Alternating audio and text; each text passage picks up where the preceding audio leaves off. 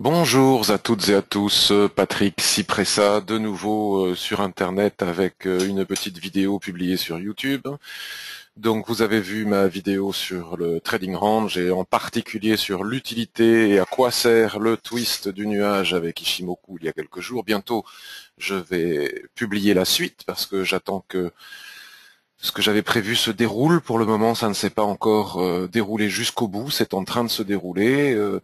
Donc vous regarderez sur ma chaîne YouTube, si ça vous intéresse bien évidemment, ma dernière vidéo sur le twist du nuage et bientôt la suite.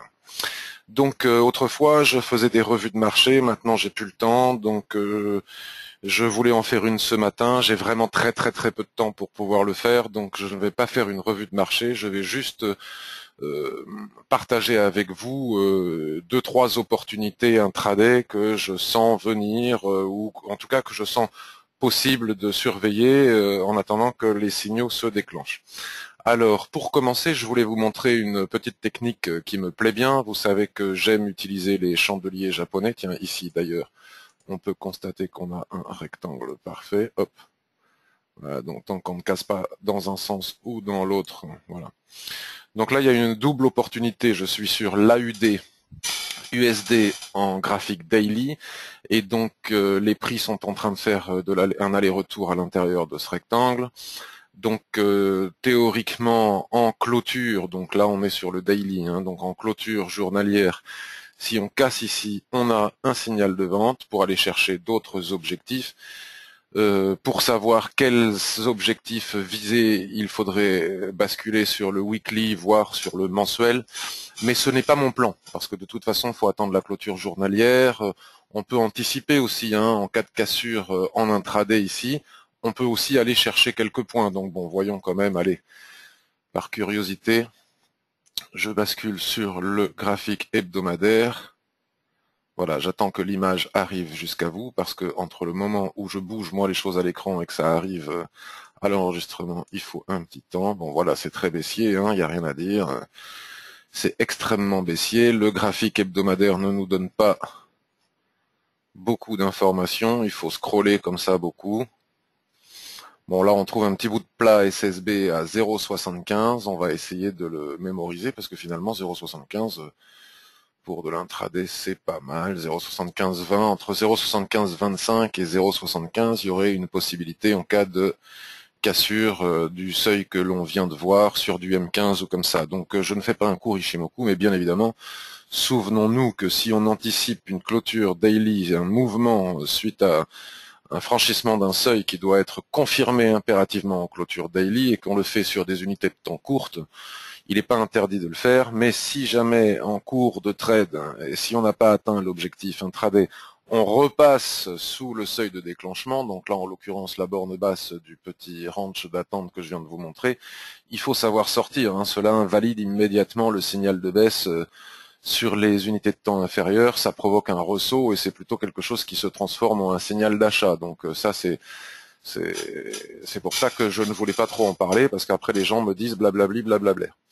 Bref, en attendant, ici et maintenant, il y a une autre opportunité. Donc nous étions sur le daily, je vais me remettre sur le daily. Il y a une autre possibilité de trade intraday. Il y en a déjà un qui s'est fait tout à l'heure, voire de très court terme. Moi, j'aime beaucoup lorsque l'on atteint un support comme ça, lorsque l'on atteint un support comme celui-ci, basculer très vite sur les unités de temps très courtes, par exemple 5 minutes. Donc on va... Voilà. Bon, il n'est pas venu jusqu'en bas sur le 5 minutes, donc ça ne s'est pas produit. Et si sur le seuil en question que j'ai repéré sur l'unité de temps supérieure, j'ai des chandeliers japonais de retournement, je peux prendre un signal, ouvrir une position pour aller chercher la droite d'Ishimoku, souvent la Kijun la plus proche. Donc vous voyez ici, c'est pas vraiment le cas parce que j'aime vraiment que ça vienne vraiment toucher mon seuil pour pouvoir, voilà, c'est la règle que je me suis fixée. Je ne sais pas si c'est ce qu'il faut faire, mais en trading, on se fixe des règles. Moi, c'est la règle que je me suis fixée. Donc là, on n'a pas véritablement un marteau, mais c'est juste pour la petite histoire. Imaginons qu'on ait un marteau. Ici, on dessine une étoile du matin sur le support, si on avait touché en bas, et on part chercher la Kijun. Donc on peut toujours prendre quelques points comme ça. On peut même le faire sur 1 minute pour essayer de faire un trade flash. Donc vous voyez, ça fonctionne pas trop mal, hein. Bon là, sauf que on n'est pas arrivé jusqu'à mon seuil, encore une fois, et si nous avions eu des signaux de retournement clairs ici, avec augmentation des volumes en bas qui traduisent le fait que le combat entre les acheteurs et les vendeurs pour ce seuil, tiens, ma droite vient de descendre toute seule, je sais pas pourquoi, le combat entre les vendeurs et les acheteurs est important, donc on peut le voir, hein, sur ce, là on descend, on descend, on descend, on approche le support, peut-être que je l'ai mal tracé, le support, il faudrait que je revoie. Et ici, on a une forte augmentation des volumes. Une mèche, ça veut dire que les vendeurs essayent d'enfoncer le clou, mais n'y arrivent pas. Ils sont repoussés par les acheteurs qui attendent sur ce seuil, donc ce qui provoque l'augmentation de volume. Excusez-moi, j'ai un chat dans la gorge. 2 secondes. Voilà. Et donc, à la suite de cela et de cette augmentation de volume et tout ce tralala que je suis en train de vous raconter, si on fait des figures de retournement, on peut acheter sur ce seuil pour aller viser les droites de l'Ishimoku. Vous voyez, admettons, là, on serait rentré à 0,76 et nous aurions atteint 0,7613, donc c'est très peu, mais c'est une possibilité de trading très court terme. Et en utilisant cette technique, on peut parfois partir pour 15 pips et se retrouver tout à fait en haut du range avec beaucoup plus de pips. Bon, bref. Euro-USD en 15 minutes, il y a une configuration similaire. Donc alors on va regarder, j'en ai parlé sur le blog tout à l'heure. Voilà, je bascule sur le H4. Je vais attendre que l'écran arrive jusqu'à vous.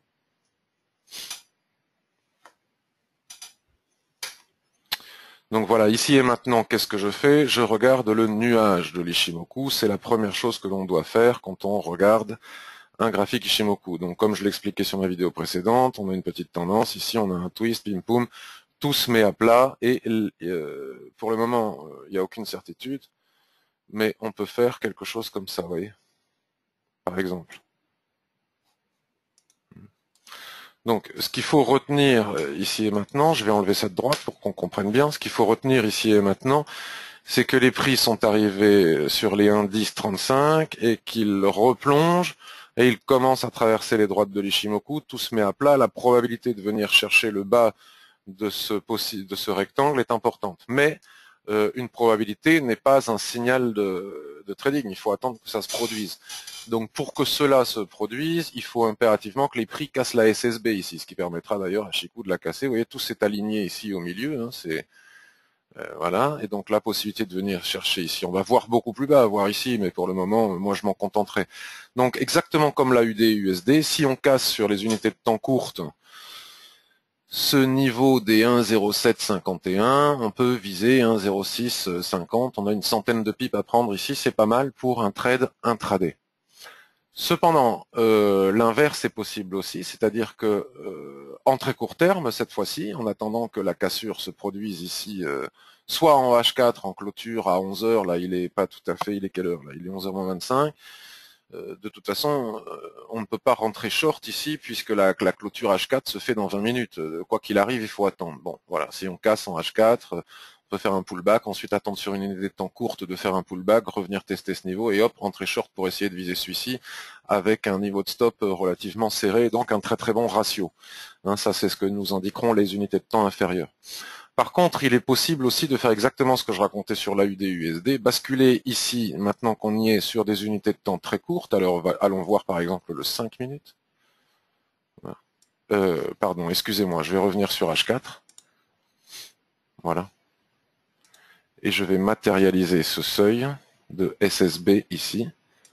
Voilà, vous voyez, à quelques minutes de la clôture, les vendeurs sont en train d'essayer d'enfoncer le clou. Donc là, on va voir ce que nous racontent les volumes sur le 5 minutes, par exemple, et les chandeliers sur le 5 minutes. Donc il faut observer cette bataille pour la clôture de 11 heures. On va voir si les vendeurs sont suffisamment forts pour casser le support. Vous voyez, c'est ce qu'ils sont en train d'essayer de faire. Donc c'est pour ça que les volumes sont en train d'augmenter. Parce qu'il y a une petite bataille qui s'engage ici pour ce support. Vous voyez. Donc, si sur le 5 minutes, une fois qu'on aura clôturé le H4 ou comme ça, on fait des chandeliers de retournement, il y en a une multitude, pour le moment il n'y en a aucun qui est en train de se faire, au contraire on est en train d'enfoncer le clou, vous voyez, on est en train d'enfoncer le clou, les acheteurs n'arrivent pas à repousser les vendeurs qui sont en train d'essayer d'enfoncer le clou, mais bon, il nous reste encore 20 minutes, hein, il n'est pas impossible qu'on enfonce pour le moment et que dans 20 minutes, à la clôture H4, les acheteurs se soient montrés forts et que les vendeurs aient pris leurs bénéfices et que le support en question soit défendu et donc on puisse rentrer à l'achat. Et si on peut rentrer à l'achat, bon, il est idéal de le faire quand il y a de l'espace. Ici, il n'y a vraiment pas d'espace jusqu'à la Kijun, donc c'est un peu compliqué. Parfois, la Kijun est beaucoup plus haute dans ce genre de configuration et on peut le faire. Cependant, si on bascule, voyons maintenant en 15 minutes, voyons. En 15 minutes, c'est intéressant ici. Admettons, je ne sais pas, hein, admettons qu'ici on fasse un creux en pince et que d'un seul coup on ait un avalement ici, à la clôture avant H4, on pourrait à ce moment-là viser la Kijun. Donc ça nous donne un trade intraday à faire, et puis arrivé sur la Kijun, on regarde sur le 1 minute ce que sont en train de faire les chandeliers japonais. S'ils se retournent ici, c'est un retracement de Fibonacci de 50%, à la Kijun plate ici. Donc s'ils se retournent ici, on prend les bénéfices. Au contraire, si on a des figures de continuation, on peut continuer et puis on peut monter beaucoup plus haut. Donc voilà ce qu'il convient de regarder ici et maintenant à quelques minutes de la clôture. Hein. Tout chandelier de retournement ici volumineux, hein, accompagné de volume, moi j'achète et je vise d'abord ici, et ensuite ici, puis après, Inch'Allah. Qu'est-ce que j'ai vu d'autre? Donc on a parlé de la UD-USD, voyons, il continue sa progression, mais enfin bon bref. Alors maintenant, en plus long terme, l'USD-Yen. Donc l'USD-Yen, si vous avez vu ma vidéo précédente, vous savez qu'il y a deux plans, hein, on est dans enfermé, alors j'attends que l'image arrive jusqu'à vous. Je ne sais pas le temps que ça prend, donc j'attends. Parce que des fois, après, quand je regarde à nouveau ma vidéo, parce qu'en général, j'enregistre, je fais pas, et puis je publie, je corrige pas. Mais de temps en temps, je regarde si j'ai pas dit de grosses bêtises. Et donc, je m'aperçois qu'il y a beaucoup de lag entre le moment où je bouge un écran et qu'il arrive à l'écran des internautes. Donc, nous sommes enfermés dans ce rectangle. Je reprends pas ma petite histoire des twists, etc. Donc, pour le moment, on est au milieu du gué, vous voyez. Il y a, dans tout rectangle, il y a forcément une tendance sous-jacente, hein, dans les unités de temps inférieures, comme je les ai, représentées par cette oblique. Les prix l'ont cassé, Chikou n'est pas parvenu à la casser. Je disais que si jamais on cassait ici et que Chikou cassait aussi, on dépassait cette droite en pointillé rouge, la probabilité d'aller venir chercher ici le bas du range, c'est-à-dire les anciens supports, était très forte. Pour le moment, ça ne s'est pas produit, donc on attend. Pour le moment, ce qui se produit, ça ressemble au DAX, etc., c'est que les prix ont cassé la droite de tendance, ils reviennent la tester, il se trouve qu'en plus, le niveau, on a à la fois la résistance de l'oblique et on a à la fois la résistance horizontale représentée par la Kijun ici. Donc si on passe ici, donc là c'est du daily, hein, encore une fois, il faut attendre une clôture journalière.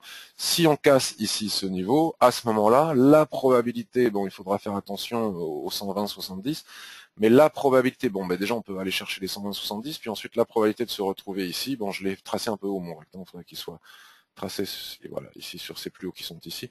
La probabilité d'aller chercher ce seuil est importante, donc on aurait un signal d'achat. Donc maintenant, si on utilise ce graphique, hein, on va matérialiser la Kijun qui est ici. On va matérialiser boum, par une droite, voilà, comme ça. Donc maintenant, on bascule sur du 15 minutes, admettons. Voilà. Et qu'est-ce que nous dit le 15 minutes? Alors ça fait vilain, il y a des traits partout, mais c'est notre fameuse double résistance, la fameuse oblique plus... oui. Donc ce que nous dit ce graphique, c'est que les prix en H4, vous voyez, après avoir cassé la droite de tendance, sont revenus tester la fameuse droite de tendance, nous donnant une tendance haussière jusqu'à... Et puis là, on est en train de stagner sur le seuil en question, donc c'est très important. Soit on repasse dessous et on aura des possibilités de vente, hein, probablement pouvant même anticiper avant d'arriver à ma droite en pointillé, où on pourra aller chercher la droite en pointillé que je vous ai montré, je rentre pas dans les détails. Par contre, si on casse ici les 120-32 en 15 minutes, moi, je pense qu'il n'est pas impossible d'acheter et puis d'aller viser le haut du rectangle que je vous ai montré en daily, mais toujours avec la même technique, bien évidemment. Quand on fait ça, on le fait pas juste avant une clôture horaire ou une clôture 4 heures. Hein, je vais pas expliquer. Et si on entre ici et qu'on n'atteint pas l'objectif et que quelques temps plus tard, peu importe, quelques minutes à quelques heures, on se retrouve sous le seuil, cela invalide totalement le signal, et même si on a mis un stop beaucoup plus bas, dès que c'est invalidé, il faut l'accepter, il faut sortir même avec quelques pertes, de toute façon c'est pas très grave, parce que même si on rate quelques trades comme ça et qu'on accumule quelques pertes sur des trades de ce genre, bon, ce qui est quand même relativement rare, mais admettons que ça arrive, il suffira d'en gagner un seul jusqu'en haut pour couvrir toutes les pertes passées et dégager des bénéfices. Mais ça, c'est à condition de savoir sortir, parce que souvent les traders particuliers ne sortent pas, laissent courir, passent en mode espoir, se disent non mais là il y a une SSB, nanana, ça va rebondir, et à l'arrivée, au lieu de perdre, je sais pas moi, 25 ou 30 pips, ils en perdent 75. C'est quand même ballot. Qu'est-ce que j'ai repéré d'autre? Qu'est-ce que j'ai repéré d'autre? Ah bah oui, notre ami le DAX, donc on va, à quelle heure il est là? Il est 11h moins 20, je vais quand même rejeter un œil sur l'euro USD. Donc pendant qu'on parle, là, l'euro USD, les vendeurs sont en train d'essayer d'enfoncer le clou, mais enfin rien de bien. Il faut vraiment attendre la clôture H4 pour savoir s'il y a une possibilité de vente, ou en tout cas il y a une possibilité ici, ou d'achat, à court terme, ou de vente en intraday pour une centaine de pips comme on a vu au début.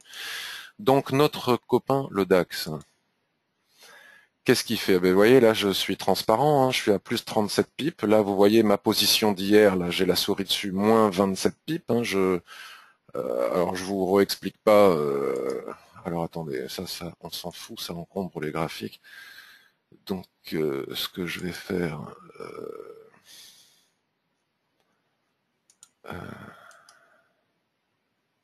voilà. C'est que je vais reprendre. Alors, je vais pas tout reprendre depuis le début. Hein, vous trouverez ça dans ma vidéo précédente. Alors, vous voyez, je me mets en H4. J'attends que l'écran arrive jusqu'à chez vous, donc je vous ai raconté ma petite histoire, probabilité de range, et moi je vise le haut ici, 12 170. Hein. Donc on m'a expliqué il y a quelques jours que non, que c'était n'importe quoi, mais bon, en attendant, je ne suis plus qu'à quelques pips de l'objectif. Donc déjà j'en ai pris plus de 100 et quelques ici, hein, en achetant ici, vous l'avez vu sur le forum, hein, vous pouvez le voir sur le forum, je le montre à chaque fois. Donc hier, à la cassure des 12 150, parce que en fait 12 150, mais ce qui était important dans toute cette remontée, exactement comme ce que je vous racontais sur l'USD-Yen, c'est qu'on a cassé cette oblique, etc. Donc on remontait, moi je visais le haut du range ici, je l'imaginais comme une très forte probabilité à cause de mon histoire des twists que vous verrez sur ma vidéo précédente. On m'a expliqué que non, que c'était pas comme ça, mais enfin en réalité, il semblerait que ce le soit. Mais ça n'a pas d'importance. Et donc les prix ensuite, le danger était, avant de déterminer si oui ou non on arrivait tout en haut aussi, le danger c'était qu'on avait cassé, les prix avaient cassé cette oblique, donc ils revenaient la tester ici, hein, regardez ça c'est bien produit. Donc tant qu'on ne repassait pas au-dessus de l'oblique, on ne pouvait pas envisager encore mon hypothèse, parce qu'on aurait très bien pu revenir tester, faire un pullback sur la droite cassée, puis repartir par le bas pour casser, ce qu'imaginaient beaucoup de gens. Et ce qu'imaginent toujours beaucoup de gens.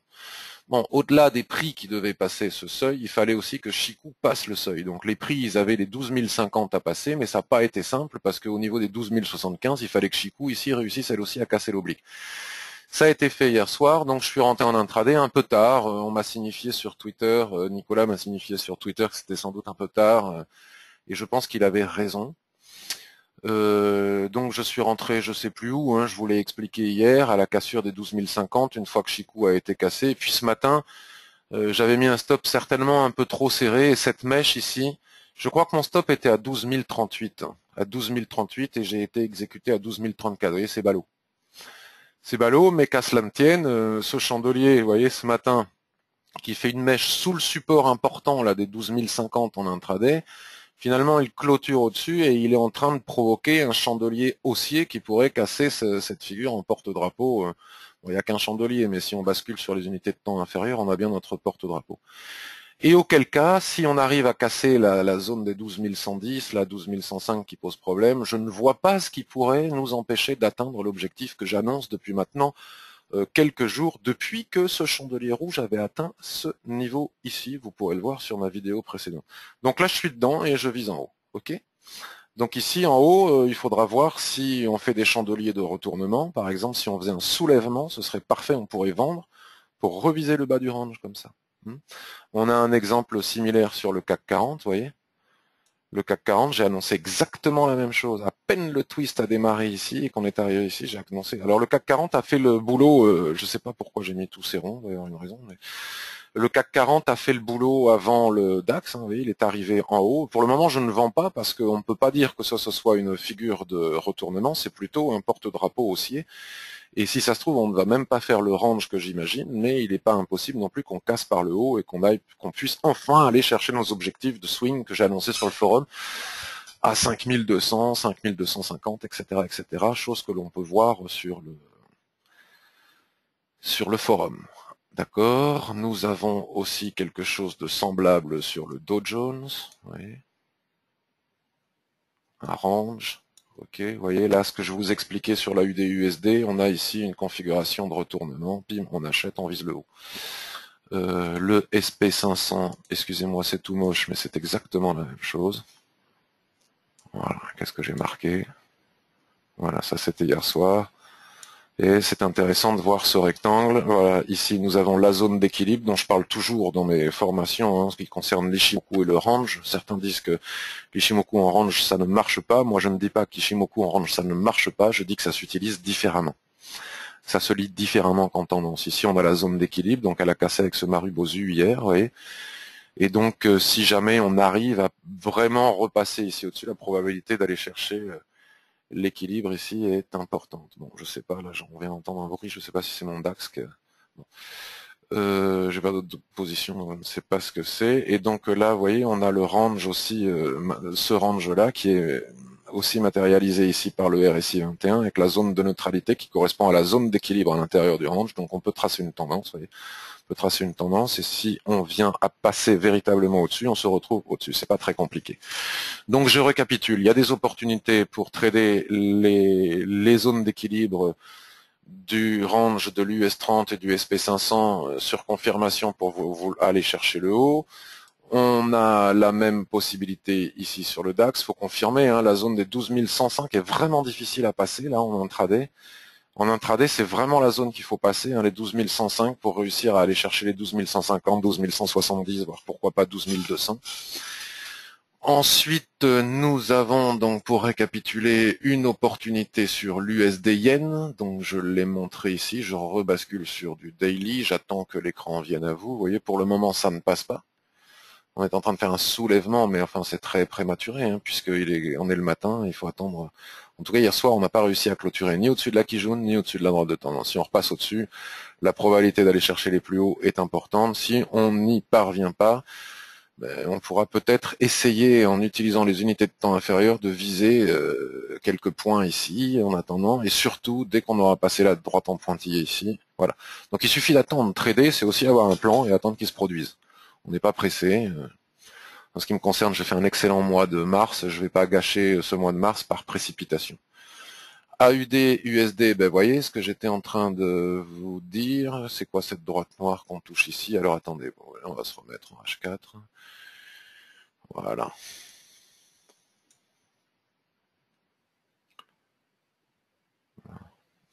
Je sais pas pourquoi j'ai ce trait ici. Bon.